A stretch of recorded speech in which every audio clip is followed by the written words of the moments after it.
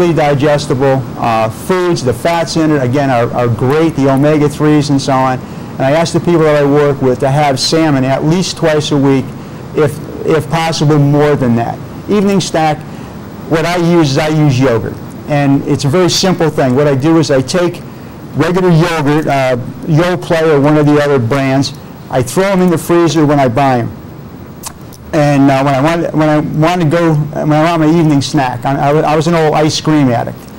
So what I do is I pop the top off the yogurt, throw it in the microwave for about 20 seconds. You pull it out, it's still frozen, and it's like a gelato. In other words, you scrape it, and it takes you about 15 minutes to eat it. It's cold, it's decadent because you can use Boston cream pie or apple turnover or all the different flavors. And it's still a controlled snack. It's 100 calories. And that puts you to bed with a little bit of protein in your stomach, and hopefully it will carry you over through the evening, and you'll wake up in the morning, you know, not starving. And that's the key also. It seems to me that the variety of foods are definitely welcome in this plan. It's not no carbs, no bread, only meat and no buns. I mean, to me, it seems like you don't run out of the multitudes of food that are out there. No. I tell the people that I work with, and most people say that they actually have saved money when it comes down to how much money they're spending on food. It's all off-the-shelf stuff. I don't sell any products. I don't sell any supplements. I don't sell any special foods. I don't recommend any special foods. It's off the shelf. Actually, when I started my business, I have a shopping list that I use in my business. And when I first started, I needed to build a shopping list. I needed to find products. So I would go and I would walk the aisles at 6 o'clock in the morning at one of the markets, Stop and Shop or you know, ShopRite. And I would just tell them when I came in, I'm just looking for products. And I would go and I would spin all the products to find the ones that I liked. And I built a shopping list that way. But it was really quite funny. I'm very committed to what I'm doing. For some reason, I know in my heart that I'm supposed to do this. And it's become a passion with me. I'm starting my 5th year in business. And anyone who started their own business understands that it's not easy. It's not. You have your ups, your downs, and your sideways. And I thank my wife for supporting me and my friends. I have a business coach, and people just keep me upbeat and moving forward. But I know I do good things. I've changed some lives for the better, and it's a real wonderful feeling. It really is. Well, I think meeting you at a chamber event recently, you really had that personality, and I wouldn't have guessed the age that you had mentioned earlier today, because he's a very, very fit, tan young man. I would say almost young as me. I don't know if that's pushing it, but I really respect the passion you have for your business. But let's stay on the clients. How many of clients have you helped, and how much joy does that bring you as a business owner? I've worked with over 100 people so far, and it's really, at this point in my life, I taught biology to high school kids at Crosby High School for 30 years. And I was always a teacher. And so now I'm teaching in another venue. You'd have a couple of students come back every once in a while and thank you for helping them and so on. The people that I work with, I get immediate gratification from them. You know, when they've lost weight, they're getting new clothes, they're tailoring their clothes, and I watch them change. I watch their personalities change. A person who's sort of shy and so on becomes much more outgoing. They feel better about themselves. And it's a great thing for me at this point in my life. And the thing is, I'm going to keep on doing it, and I just have to help more people.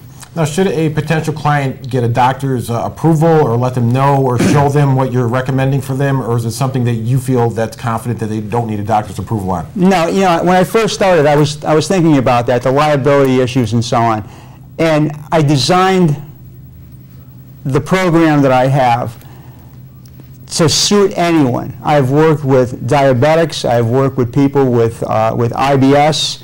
But again, it's tailored to a person's needs, but it's safe for anyone. So, and thinking about it, I don't need a doctor's note to tell you to eat whole grain breads, to eat yogurt, to eat 5 times a day, to make sure you put nuts in your diet, to have fish. Those are all good, solid things.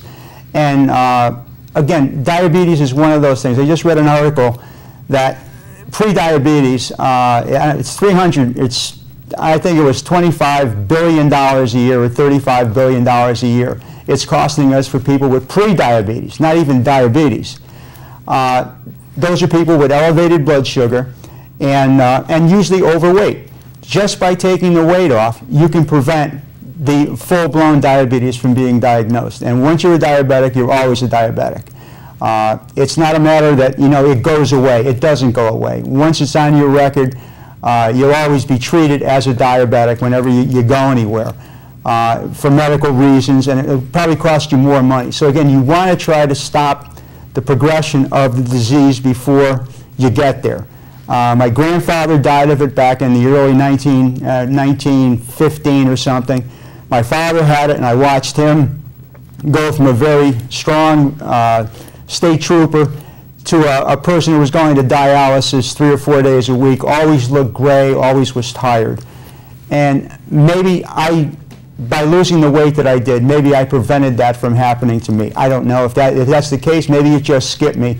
But again, I know that I've done the right thing, and my numbers are all right on the money. I mean, my doctor is thrilled, you know, with my blood pressure, my sugar, and all the other numbers. But that's because of the fact that, again, I lost 100 pounds, and I take care of myself. I work out 3 or 4 days a week.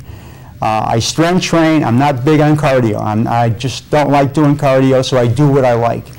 But because I do that, I go all the time. And I think that's one of the key things that people ask me. They say, well, you know, I'm gonna lose weight, so I'm gonna run off to the gym. Well, that's not the way to lose weight. The way to lose weight is to cut your portions down. I tell people, I can tell you right now, you want to lose weight, eat half as much as you're eating today, and you lose weight. It's as simple as that. You don't have to do another thing. Just eat half as what you're eating right now, and you lose weight. The other thing that I get people doing is drinking water.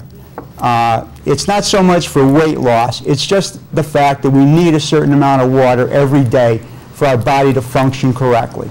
And that's one of the things that most of us neglect to do. We don't drink enough water. And so, you know, 4 or 5 glasses of water a day is perfect for anyone. And so, I mean, it's just a good, healthy, nutritional program that'll work for anyone. Let's talk about supplements. I'm not sure you have mentioned any supplements. If there was a person that was on a vitamin supplement, or if there was a person that wanted to maybe put in a little bit of those on the market or on the shelf, hydroxycut or something like that. Are you trying to wean people off of that method and go full natural, or what's your comments on that type of weight loss system? Well, they just recalled a whole bunch of products, weight loss products.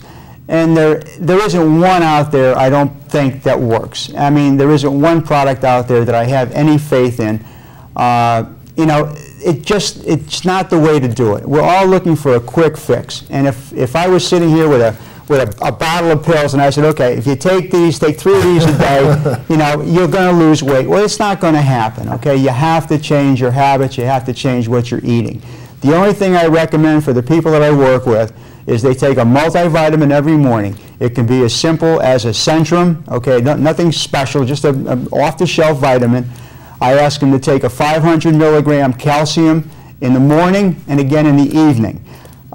Your body can only use 500 milligrams at a time, so if you take both of them in the morning, which some people do, you're going to waste half of the calcium anyway, because your body can't use it. By taking one in the evening, what you're doing is you're also protecting your bones. In other words, when you get the stress off of your bones and you're in bed, you're relaxed, your bones tend to leach out calcium. So if you have a good load of calcium on board, you have that calcium tablet you took, you have your yogurt that has calcium in it, you're protecting your bones all night long while you're sleeping. But that's it for supplements. I've had people come in and they say their doctor has recommended vitamin D.